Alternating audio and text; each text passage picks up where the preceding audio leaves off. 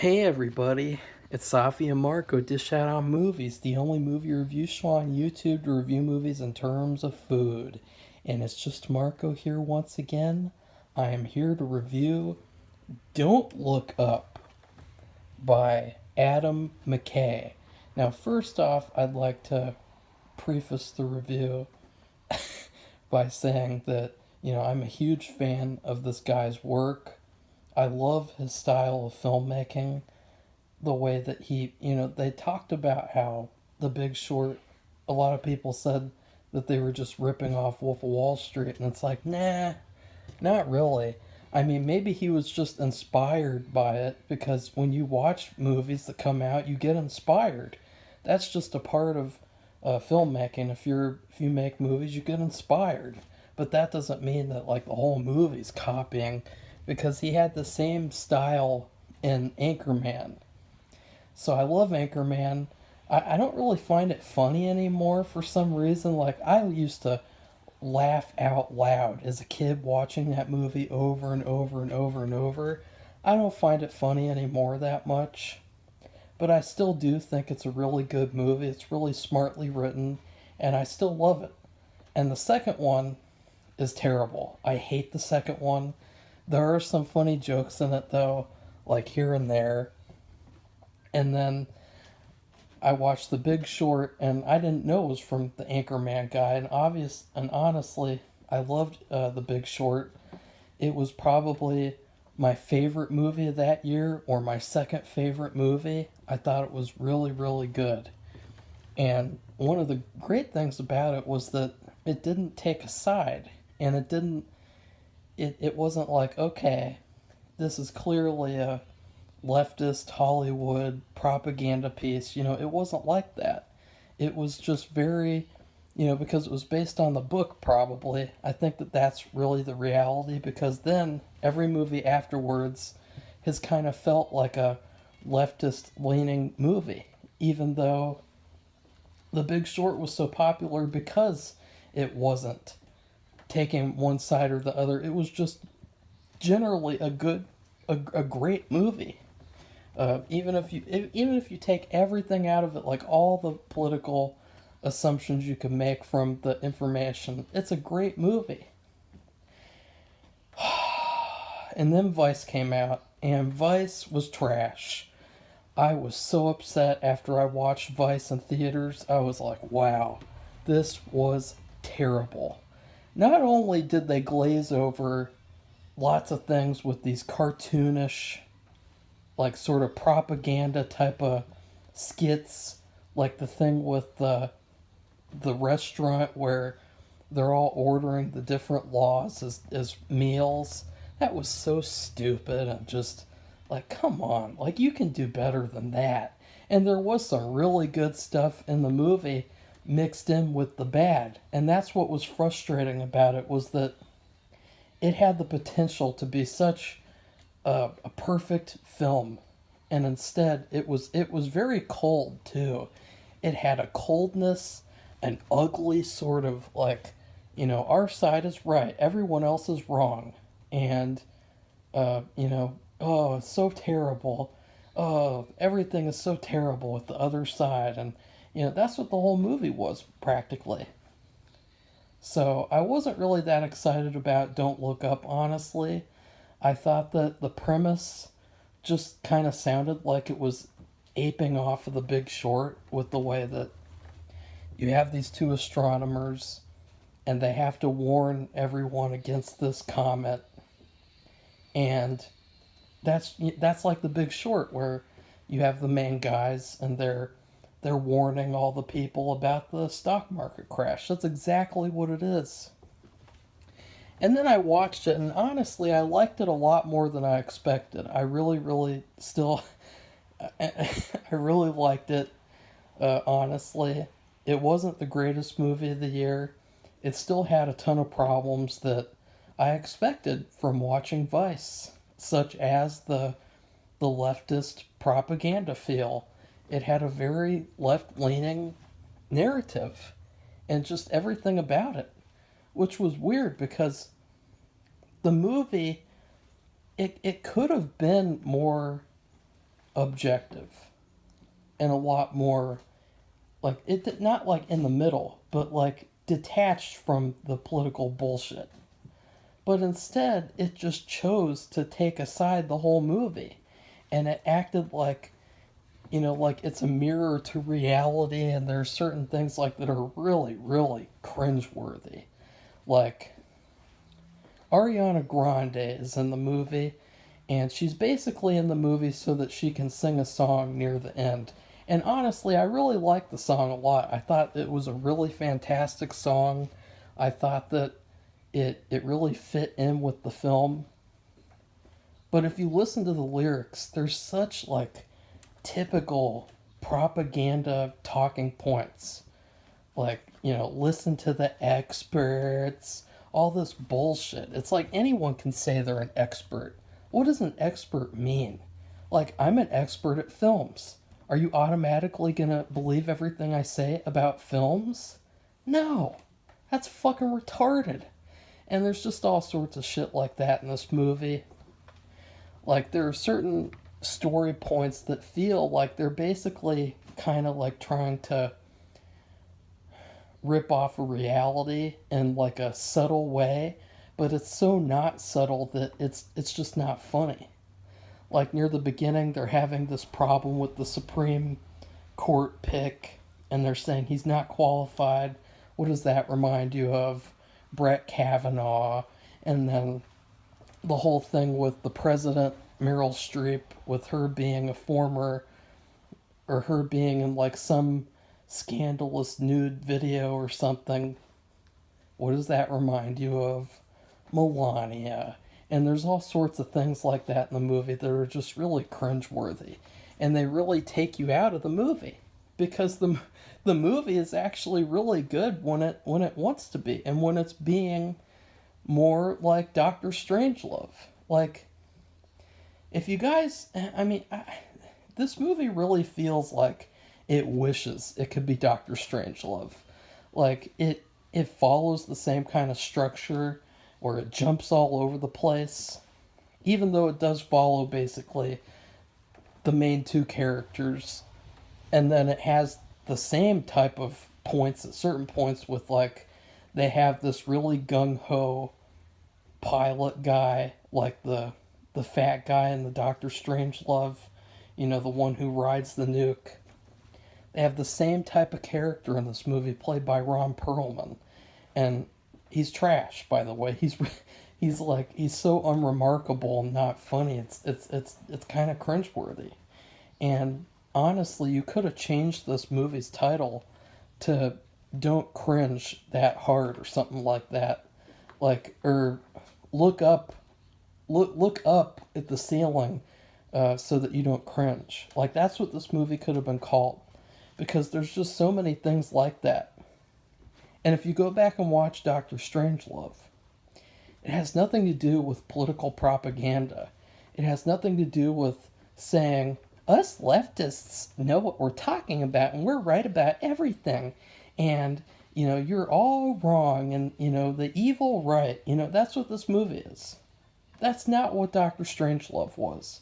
Doctor Strangelove was objective. And they said that, these nuclear bombs, they're really bad. And it doesn't matter what side you're on. They're bad. And it doesn't matter any side.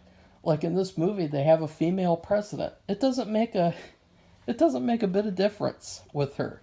And I don't know if they realize that or not, but a lot of stuff like that in this movie really kind of irritating, because he can do a lot better than what he's doing in this movie. In fact, this movie kind of felt like the director was on autopilot most of the time, letting these actors kind of play off of each other because they're so well known. They can just have fun with it and improv like it's Ghostbusters 2016. That's what it felt like. And honestly, there was so much good stuff in the movie, though, that it kind of drowned out this badness. And that's the frustrating part. It's really frustrating, actually, because I want to watch it again. Like, that's how much I liked it. but all that bad stuff is still gonna be there. Like, there's so many unfunny jokes, and they all kind of feel like dad jokes, like they were written by someone's dad. Like, look, guys, they turned that girl into a meme. Oh my god, that's terrifying. That's horrible. Oh my god. But it's funny at the same time. So which is it? Is it funny or is it horrible? And a lot of the jokes too, they feel like they were already done in South Park like years and years and years ago. And it feels too like South Park would make fun of these guys who made this movie. Like, I actually would like to see, if the South Park people are listening, make a parody of this movie. Because then you'll make it good and you'll make it objective. And there's even a certain point at the movie where, I don't know, it's like they're making. They had like Chris Evans, cringeworthy Twitter SJW, aka Captain America. He was in this movie for like a 1 second cameo where he plays a film director and he talks about being objective. Like, that's the most important thing, being objective. And it's like, yeah, it is, because it like these political sides, they're so unimportant it's not even funny. And when you make it important, you're the evil people. And so the messaging in this movie is really bad, because it's encouraging more divisiveness everywhere. Like, at the end of the day, well, okay, I won't spoil it because obviously people want to watch it, and you know, and it is a really good movie. Like, I don't know where it'll go on my list. I still enjoy it because I really love this style of filmmaking, this sort of free flow filmmaking. And also, another thing is that it did not feel intense like it should have. With Doctor Strangelove, that movie was intense. It was dark. It was really, really like a horror movie at certain points, honestly. This movie had like a casualness to it, had a very casual flow. And I think that kind of went against the movie's favor too, because the casual feeling sort of took away from the urgency of the matter, and it made the movie feel a lot less stressful than it should have felt like. And I think that was a flaw. But now let's talk about the good. But I just had to get that bad stuff out of the way, because that's what everyone's going to talk about with this movie. Like, that's another thing too, is that when you put all these agendas in these movies, you know what they're doing? They're taking away from the movie itself. They're destroying the movie. They're making it so that people don't look at the good stuff in movies. They look at the bad stuff. They look at all these woke messages in this movie. And so you kind of you shoot yourself in both feet doing that with these movies. Stop with this BS messaging shit. It's not going to work, and it's not going to last. Nobody wants to go to the movies to get lectured to by Jennifer Lawrence. Like, sorry, but no one wants to do that. And nobody's going to pay to do that either. That's why most of the people are going to watch this on Netflix, and they're probably going to turn it off within like 15 minutes, because they don't want these types of movies. And it's too bad too, because if you had if you had taken all of that terrible trash messaging shit out, this could have been a phenomenal movie. It could have been the movie of the year. It could have still had an impact on people. And instead, it's like, here's another Hollywood woke leftist messaging movie that talks down to people, makes certain people look like they're the evil people, and it's really sickening. Like, it's really, I'm getting sick of it, honestly. Like, it really makes me want to give this movie a bad review, even though I loved so much stuff in it. Now let's talk about the good stuff. I'm shaking my head in disappointment, by the way. That's what these pauses are. Very disappointed in this continuous downhill behavior from this director. constantly. I mean, I guess he didn't learn the right lessons from The Big Short. The Big Short was a really good movie, and it had nothing to do with like political BS. Okay, number one, the acting was phenomenal, which is expected. And you got Leo DiCaprio. And by the way, and now here's the thing too. Do you know the people who you're catering to? You're catering to people, the 12 people on Twitter, who complained about your movie because you cast a white person in the lead. Remember that? Remember that controversy? Remember everyone complained, why did why did he have to cast a white male in his lead? He should have had a diverse person as the lead in this movie? Remember that? Remember that? Oh, that's the people who you're catering to. You're saying these types of people are the ones who matter. Those racist, disgusting, misandrist people. Not a good look, honestly. Don't look at that either. Don't. Not a good look. He gave a fantastic performance. He was really, really good, and he has a breakdown moment. Well, not they've already talked about this too, so it's not a spoiler. He has like a really, really phenomenal breakdown moment that he actually requested that he have in this movie. And honestly, it's the best part of the whole movie is when he gets that one moment to like really act his ass off. It's really, really good. And then Jennifer Lawrence gave a really good performance too. And that was surprising because I really hate Jennifer Lawrence with a passion. Like, she is so easily hateable. Like, if someone says they hate Jennifer Lawrence, you say, yeah, well, the sky is blue too. So, everyone hates Jennifer Lawrence. She ruined those X-Men movies.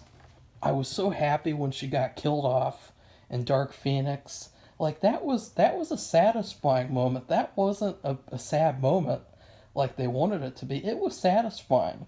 You have this biatch. She won't get in the blue costume, and then she says like they should change the team's name to X Whammon. I mean, ugh.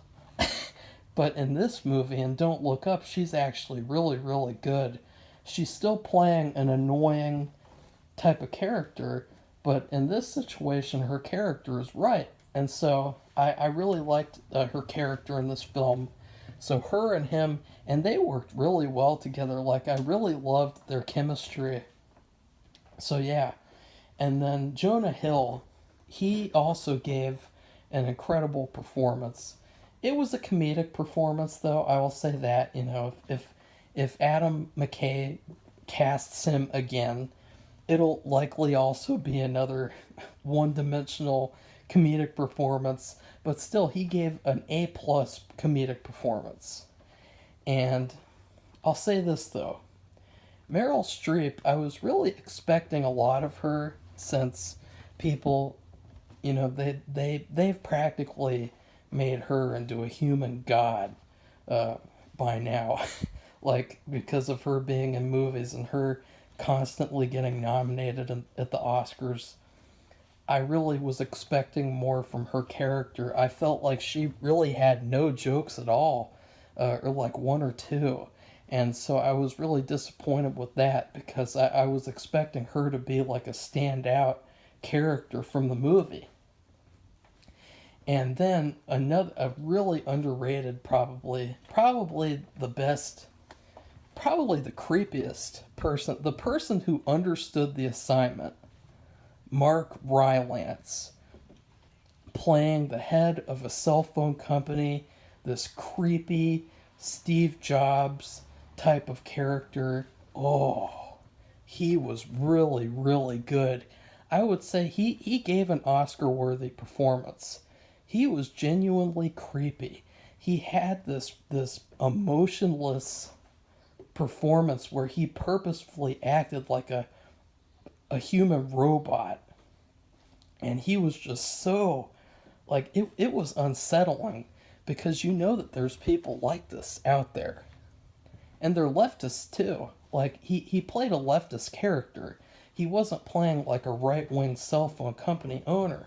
So that was the weird thing in this movie, was that it seemed like they were able to make fun of both sides, but they just didn't want to emphasize making fun of the left side. They only wanted to emphasize making fun of the right side. But yeah, he was my favorite. I thought he was so creepy. And, he honestly, another thing is that he was like the Peter Sellers of this movie. Like, he really, I didn't even recognize him. Like, I didn't know who that was. I just thought, who's this creepy, weird old guy? Like, who is that? And I was like, oh shit, it's him. So yeah, he gave a really good performance. And now I'm going to get into spoilers after I rate it in terms of food. This movie, it's unfortunate because, as I said, it could have been a masterpiece. And instead, it's only pretty good. I will say, it's a lot better than Vice. Okay? Like, this is actually an improvement on Vice. Because Vice had no emotion whatsoever. Like, that was practically an ice cold robotic production. This movie had a lot of humanity to it, especially at the end. And I'm not going to give away the ending until the spoilers, but the last 15 minutes completely made up for the rest of the movie. It is the best part of the movie. This last 15 minutes, when things really get intense, that's the best part. And it felt like wow, I wish that this movie was there the whole movie instead of whatever it was the whole movie that they were doing. Oh, and also it was really funny seeing the sister from Rose Red play the wife of Leonardo DiCaprio. I thought that was funny.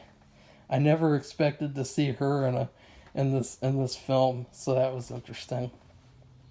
This movie is like a peanut butter and jelly sandwich with too much peanut butter, not enough jelly. Now, peanut butter and jelly sandwiches are a classic. They're fun. Kids love them. Adults love them if they're smart. There's a lot of adults that are probably like, I won't even eat a peanut butter and jelly because that's just for kids. But, it is really a classic sandwich. And the thing is, though, is that if you have too much of one of the peanut butter, not enough of the jelly, then it's going to not be that great of a sandwich. That's what this movie is. It had potential. It's still a peanut butter and jelly sandwich, which I love, but it has too much of that peanut butter, not enough of that jelly. That's this movie. And sorry, Safi is watching Home Alone because she has to review it with me. So, spoilers.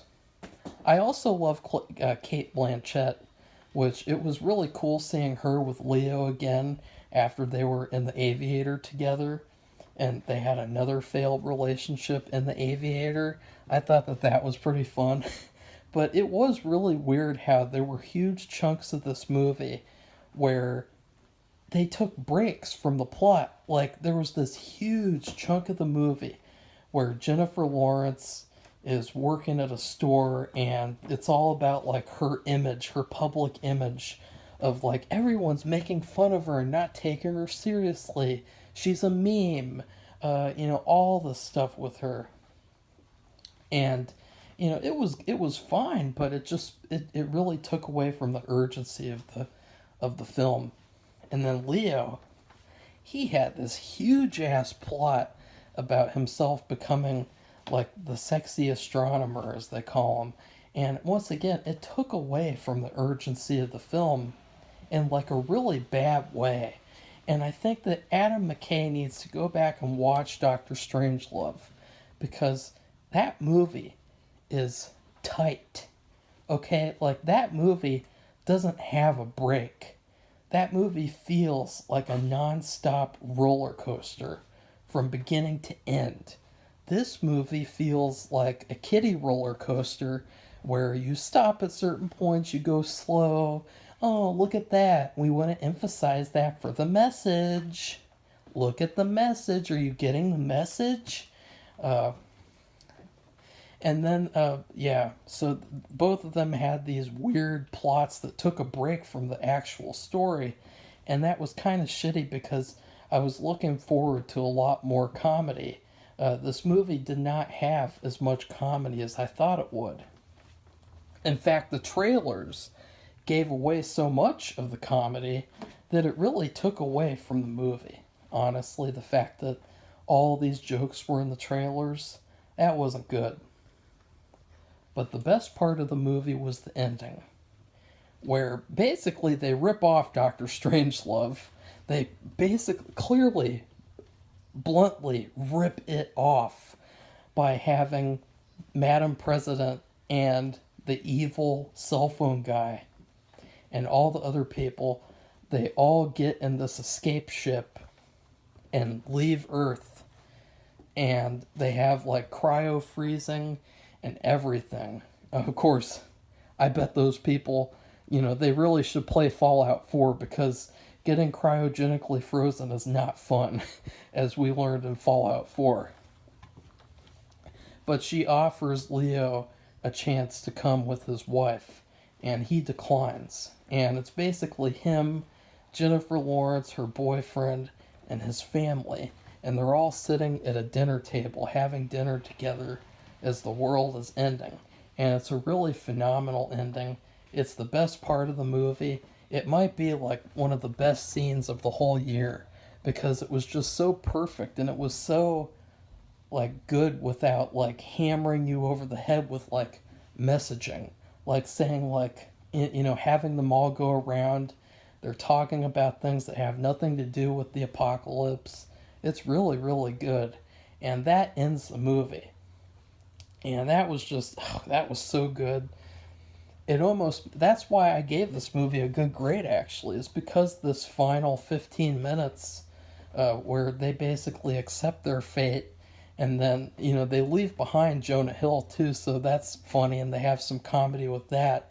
And then the cell phone owner, he actually set up the ending really well when he's talking to Leo and he's telling him, "You're going to die alone. I've already ran the data. You're going to die alone." And it ends and he doesn't. He dies around a table, a full table. So that was a perfect ending for me. Really, really good. So much better than Spider-Man 2. Like, if you watch Spider-Man and then you watch this movie afterwards, you'll really realize how childish and shitty the new Spider-Man really was. So, now I'm done finally. Please like this video, comment, tell me what you thought. I know a lot of people are going to hate this movie, and to be honest, they're right. Like, apparently Hollywood is not learning. And for some reason, they're just not going to learn. And so, okay, well, we're not going to stop complaining. And then please subscribe to this channel if you want to continue seeing me review films. I promise I am not on one side or the other at all. I really don't care. But when I see these movies that want to shove messaging down your throat, it really pisses me off. So goodbye, everybody. See you soon.